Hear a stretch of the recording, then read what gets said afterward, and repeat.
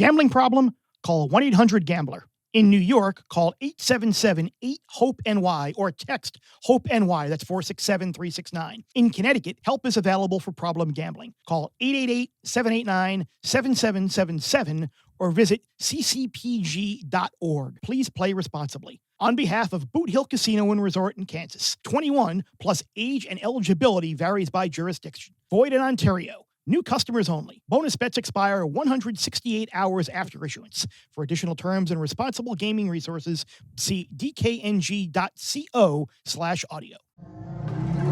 They did not profile like a 10-win team. They profiled like 7-win type teams. I can't wait to let 18 to 22-year-olds emotionally ruin me. I made a call, to Vegas. I said, look, we actually need the favorite here.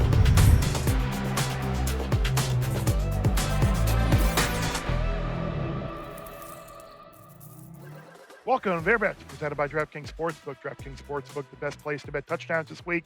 And new customers this week, you bet $5, you get $200 in bonus bets if that first bet wins. Download the DK Sportsbook app, use the promo code BearBets. BearBets, 2 words when you sign up. DraftKings Sportsbook, the crown is yours. And Bruce Feldman, right now the crown in college football resides in Columbus, Ohio, with the Ohio State Buckeyes and Ryan Day and the number 1 ranked team in the country who are here on the road this week in Champaign. Big Noon kickoff back here for the second time in 3 weeks in Ohio State. Double-digit favorite here, 2-touchdown favorite, but one of 3 really, I think, compelling games that kind of stand above the rest in terms of ranked matchups. Indiana at Oregon and Missouri hosting Alabama. So a pretty juicy week of games, my friend.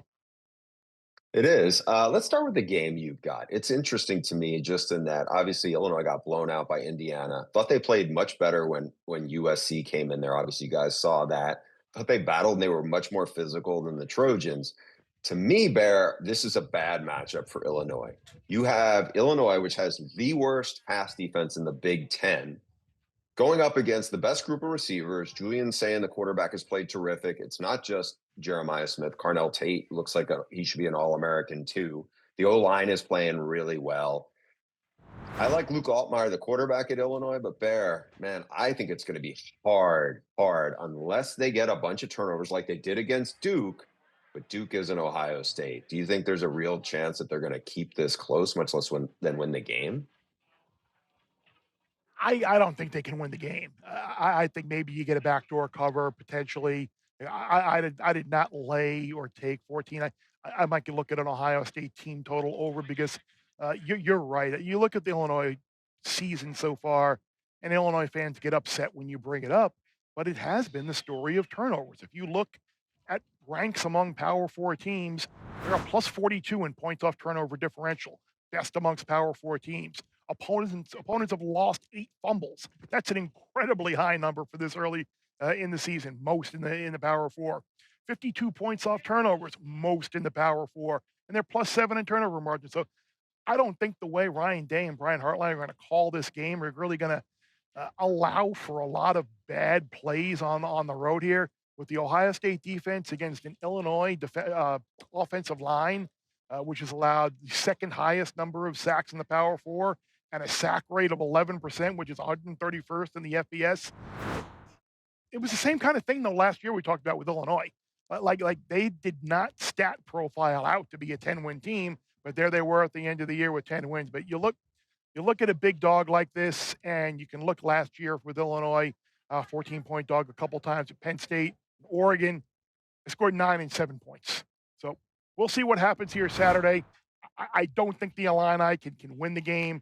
Could they maybe get a late cover and get a backdoor? Sure, but I would think number 1 comes on the road here and does enough to win. The fact, and Ryan Day talked about this on Bear Bets earlier in the week, the fact that they went to Washington and they had some adversity early in that game and overcame it, I think they're feeling pretty confident about their chances here Saturday. Yeah, and I honestly think Washington is a better offensive team than Illinois is. They definitely have a dynamic running quarterback. And right now, I just don't think they're going to see that from Illinois.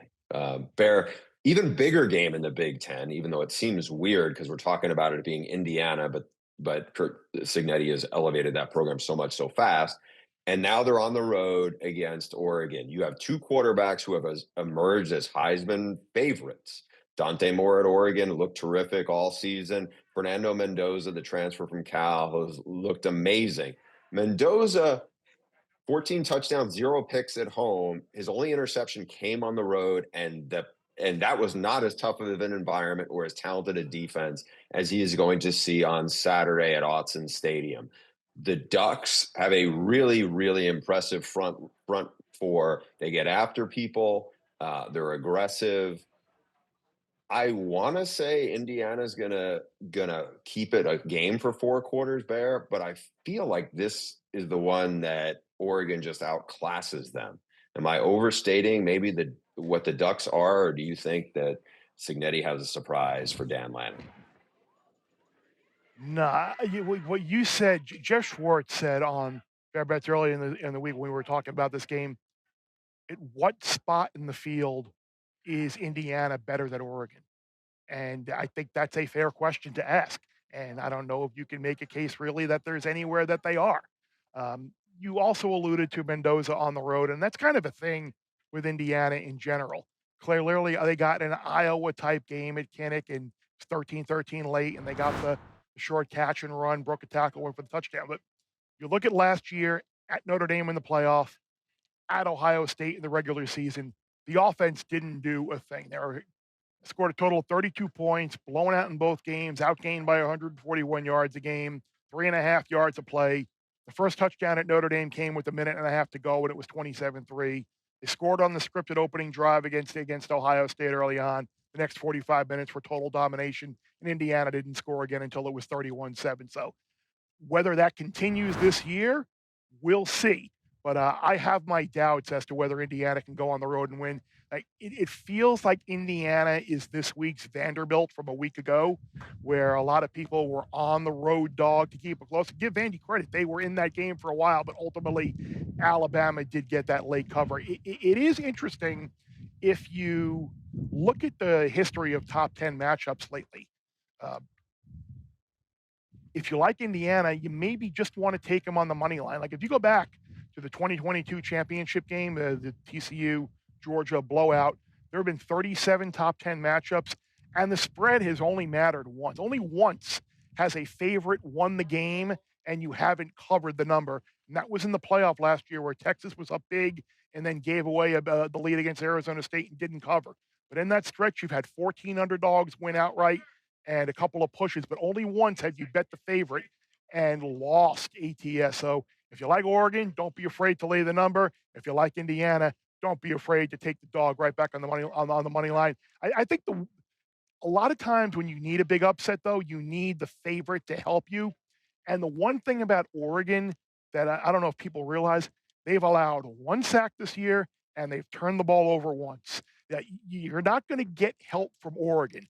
Bad loses more than good wins. And Dan Lanning and the Ducks don't do a whole lot of bad. Good stuff, Bear. Yeah, and it's impressive because obviously they had the whiteout game against the Penn State team with the highest priced defensive coordinator in the country and a really good front. And they didn't, Dante Moore aced the test. I mean, it was impressive. Interesting game in the SEC. Missouri hosts Alabama. This is the Tigers' first real test. Alabama looked good, as you said. They got some revenge against Vandy and Diego Pavia last week. I think this is a different kind of challenge for Alabama because if you go back to their game against Florida State on the road, it was very indicative of a lot of the way they lost since Kalen DeBoer was there, where they kind of get punched in the stomach on the road and they don't handle the adversity. Now they got down against Vandy twice last week by a touchdown, and they responded well. I think it helps immensely having Tim Keenan, the big nose guard, back for them in the middle of the defense. He missed the first month of the season. Talking to coaches there, they say he is invaluable, not just what he brings to the defense, but also being really physical. The offense has been terrific. You got Ty Simpson looking like a Heisman contender, playing with a ton of confidence. They have good receivers. Jam Miller gave them some run game now that he's back. But in some ways, Missouri looks a little more like what we think Alabama would be because they have Ahmad Hardy, the transfer from ULM, who looks like Marshawn Lynch now. He's just running over people. Bo Prabula gives him something in the run game, and they have 2 elite pass rushers. I wonder if those guys can get pressure and make Ty Simpson uncomfortable. And if that happens, then does Alabama revert to the ways of just kind of reeling as opposed to battling back? I'm fascinated to see by what we learn about these two teams, Bear. How do you feel about this one? Do you think the Tide is just that much better, or is Mizzou sleeping, kind of sneaking under the radar a little bit? Missouri is a super live underdog here. It is interesting that every Alabama opponent this year has entered the game undefeated. So you certainly know they've certainly gotten some good wins under their belt. But if you look at Alabama, I just don't like the spot at all. You end the nation's longest home winning streak a couple of weeks ago in Georgia. Last week, you get revenge on Vanderbilt for the win over last year when you were number one. Now you got to go on the road again against another ranked team who's off an idle week, and there is a massive, massive bit of revenge here on the line for the Tigers. And maybe some of the players on the team are different, but Coach Drink is still there, and he's going to get these guys buying into belief. 34-0 last year. Drew Pine threw 3 picks. It was an ugly, ugly game. And I went back and looked because you always hear, oh, revenge. It's a big factor. They're going to come back and play well. Well, you know what? In this instance, it is. Like, if you narrow it down to kind of the position Missouri's in, over the last 25 years, ranked teams that were shut out in a loss of over 30 points the following year with revenge, there have been 8 instances. 5 of those 8 teams won outright, 2 lost by exactly a field goal, and the one team that was blown out was Texas A&M against Alabama, which wound up winning the national championship that year. So it tells you that Alabama is going to be in a fight here. You look, 230 yards they allowed on the ground against Florida State, 230 yards they allowed on the ground against Georgia. You mentioned Prabula and Hardy, their ability to run.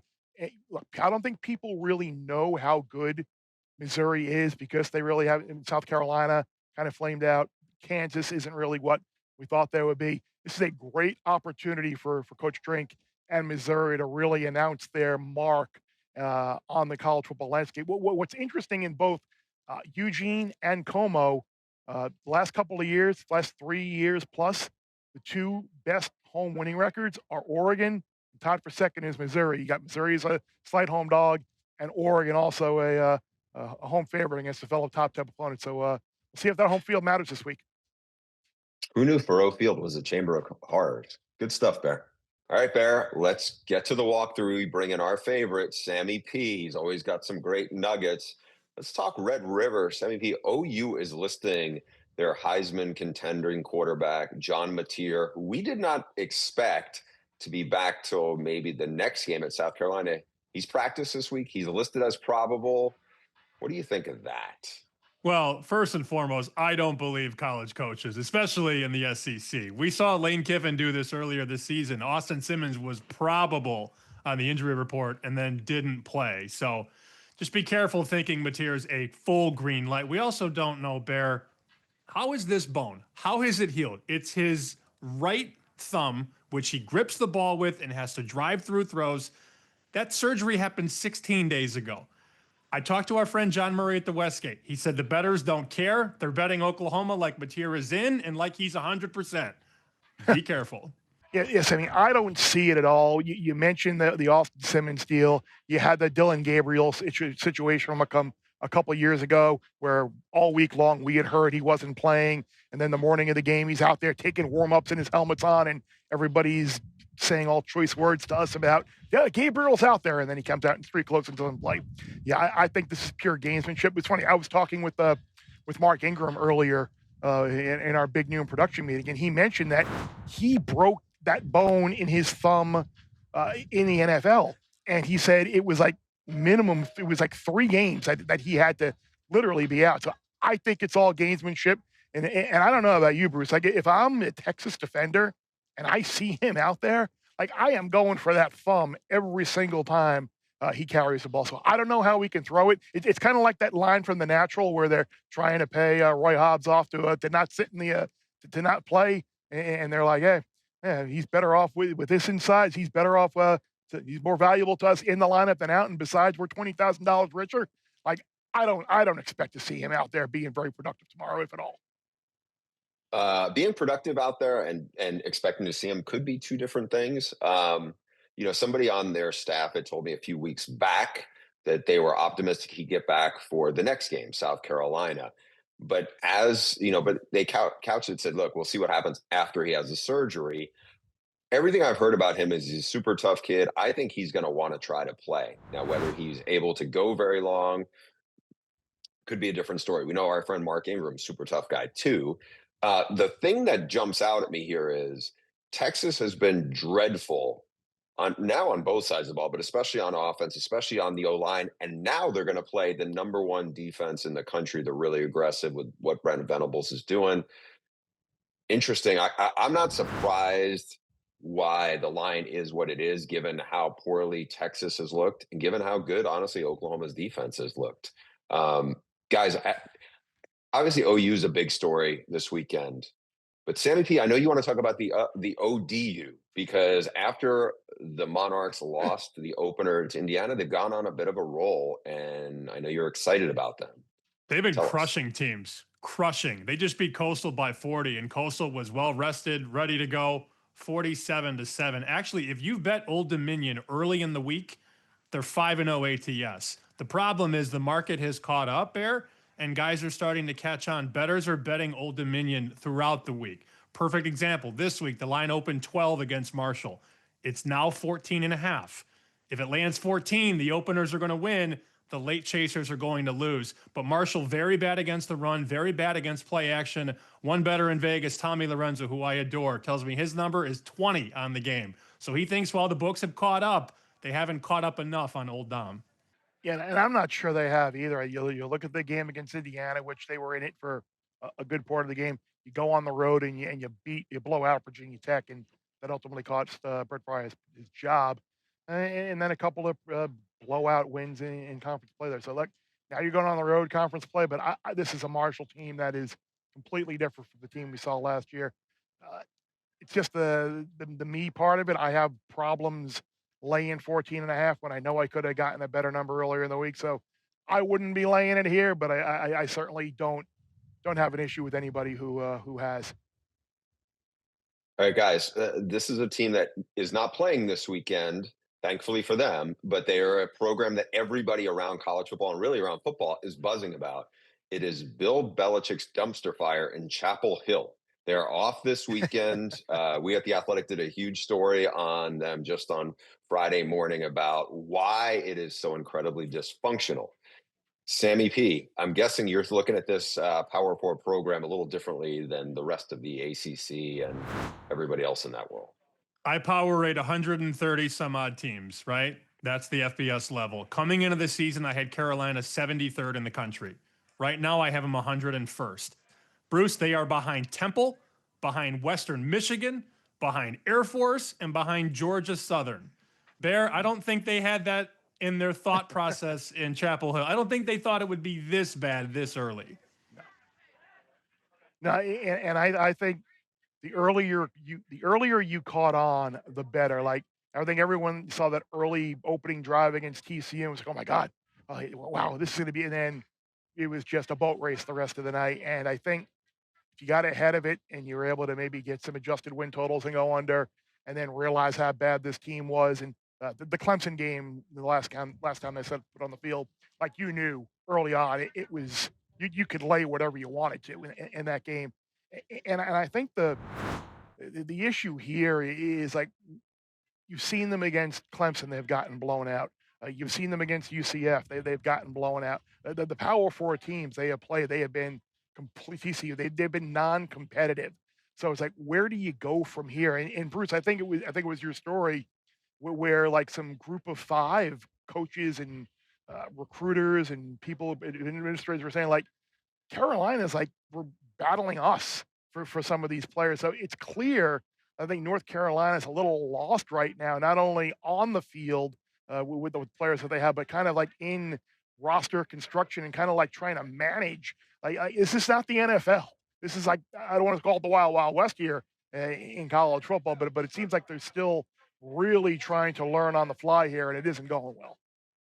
Yeah, you're exactly right. And what we found from talking to dozens of sources, literally for this story, it is they don't know what they don't know.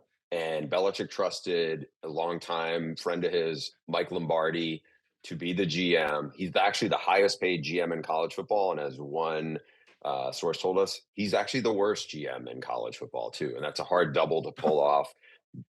Somebody on the staff said we do not have one pro player, one guy who would get drafted on this roster. What's ironic is one of the best teams that is remaining on what is really a weak schedule where they may not play a ranked team. All three of those Power Four conference teams that blew them out, none of them were ranked. They may not play a ranked team. The only one that is Virginia, and Virginia's quarterback is Chandler Morris. 6-year quarterback, put up big numbers last year in North Texas. People wanted to see if he wanted to come to North Carolina. Mike Lombardi was like, nah, he's not good enough. They took a kid from Purdue who was the quarterback of a 2-10 team. He came for a few months and then he went back to Purdue. And by the way, Chandler Morris is now the quarterback of a top 20 team at Virginia, and they hadn't had a winning season since 2019. So it feels like it's getting worse at North Carolina. We'll see. The schedule isn't brutal, but they do not have a lot of talent, and it is the dumpster fire that people cannot take their eyes off of. If Bruce, if I were giving you an over/under of 24 and a half games, which would be 2 years, assuming no bowl games, we're going over or under for the number of games in the Belichick Lombardi regime here. I'm taking under. Like you sit there and say Bill Belichick's in his mid-70s. Does he really need this? He doesn't need the money, and it's the embarrassment. And now, Lombardi sent out an email to boosters. Now they're going to go all in on high school recruiting, which means now you're playing the development card. It's a complete 180 of what they did. And you can talk about, hey, we added 70 newcomers. Memphis added even more than that, and they're undefeated. So it's just a matter of they don't know what they don't know. And my gut is Bill Belichick's not going to want to play the long game at this stage of his career. And Barry, I do my homework. I bring the numbers. Here's some context for you. If Ohio State and North Carolina played on a neutral, the number 36.5. That's how bad it would be. Wow, that is even higher than I thought it would be. I was going to say 28.5. Wow. That's the Matt Patricia Bowl, by Who's the way. taking North Carolina, though?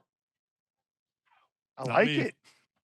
But by the way, should that have been the tell for all of us when Patricia did not go to North Carolina and he went to Ohio State and said, instead, should that have been the tell to be like, ooh, this might not go well? All right, guys, let's get to the 2-minute drill. Let's start with Ole Miss. They are playing Wazoo. It's a big number. Bear, do you like it? It's more about just a setup spot, kind of look ahead, go out there and do what you need to do. A big number before the big game next week in Athens. Like if you look at, we've had so many discussions about who the best team in the SEC is, who's going to make the playoff, who's not going to make the playoff. Like if I had to pick one team that I am most certain about or surest about to make the playoff, I think it would be Ole Miss, because even if you lose to Georgia and you lose to Oklahoma on the road the next couple of games, 10-2 feels pretty likely. So whether they're good enough to go on the road the next couple of weeks and win, I don't know. But it feels like if you're looking to make one bet in the SEC in terms of a team either to get to the SEC title game or get to the playoff, I think Ole Miss might be that team. Wise guys did come in, Bruce. They did bet the dog here. They took 33 and 32 down to 31.5, 31. They better be careful. They better hope Lane doesn't run this thing up in the second half. He likes to do that. We've seen whatever quarterback he has in. I think also if you're an Ole Miss fan, you better hope LSU doesn't fall apart, because their schedule is not going to look like they're going to have a ton of quality wins if they lose the 2 games that Bear said. But again, 10-2 in the SEC should be good enough no matter what your schedule is, I would think. Guys, moving on quick. Georgia, Auburn. Hugh Freeze seems to be dangerous, but maybe not dangerous with the Tigers. What do you think's happening here in this one? Yeah, this was a game where last week I actually bet Georgia minus 3.5 on the look ahead, thinking it was going to move and it might give me an ability to play around. It hasn't moved. And in Sammy, it seems like a lot of sharp people are on Auburn, and a lot of we always joke about the people we like to fade. The people we like to fade are on Georgia. So I got off it, but it's going to be, look, could Georgia go in there and win by a touchdown or more? Yes. Like you look at the last 8 games, all Georgia wins. Most of them by more than a touchdown. And most of them have been blowout fashion, at least 17 points. But you look at both teams' abilities to slow down the run in terms of like a success rate on defense against the running game. They're both really good. The issue I think ultimately comes down to, and why I can't fully get behind Auburn here, the sack rate on the offensive line is so bad. Jackson Arnold holds the ball way too long, allowing 4.2 sacks per game, most in the country. Georgia, obviously, difficulty rushing the passer, though. So, Sammy, while I did get off of my Georgia bet and I ate a little bit of vig, I don't know if I can fully back the home dog here. Multiple sportsbooks in Vegas said they would love Bruce an Auburn win on the money line. They're pulling for the dog big time. Let's stay to a program that needs some help in the ACC, and that's Florida State. They were getting blown out at home last week by Bears, Miami Hurricanes. They battled in the fourth quarter, made the score respectable. Now they got a Pitt team coming in there. New quarterback, looked very good. Narduzzi's excited. They go to Tallahassee. They're a 10.5-point favorite. Do you think that the Noles can get back on the ACC winning streak? Well, for their sake, I sure hope they can. But this is not something that's out of the realm of possibility for them to lose. It's a big favorite at home. This is a team that's lost 7 straight ACC games. They're 1-9 in their last 10 ACC games. The good thing is you're getting kind of a beat up, inexperienced Pitt team, which, by the way, has lost 7 of their last 8 games against Power 4 teams. So it's going to go a long way in determining before the year. I like Florida State under 7.5. The Alabama win might come back and bite me, but if we can pick up a win here, and maybe they lose to Clemson, maybe they lose to Florida, could be in a position to maybe play off it a little bit. I don't know if I want to lay 10.5 with Florida State because, as we've talked about this week, Oregon stole Penn State's soul in that whiteout game. Did Miami, our Canes, Bruce? You're allowed to say our Canes. Did our Canes steal Florida State's soul last week?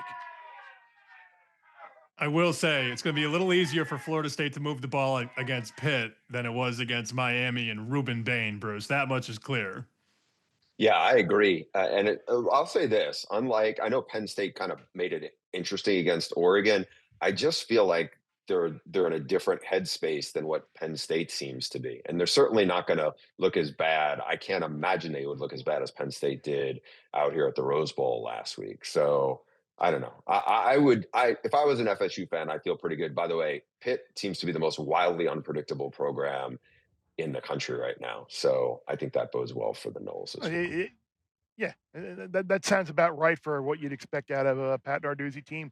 Be a 26-point underdog, go on the road, win it Clemson the year the Tigers win the national championship, and then lose at home as a double-digit favorite. Pick a middling group of 5 team. So it should be an interesting one at Doak Campbell. I'm sure Florida State hoping to get on the back on the winning track. Appreciate everybody for tuning in. YouTube, Apple, Spotify, wherever you get podcasts. You know the schedule by now. We'll be back on Monday. Sammy P, Jeff Schwartz, and I to kick around the weekend recap. Sammy, Bruce, I'm Bear. Let's bet or you lose when you win.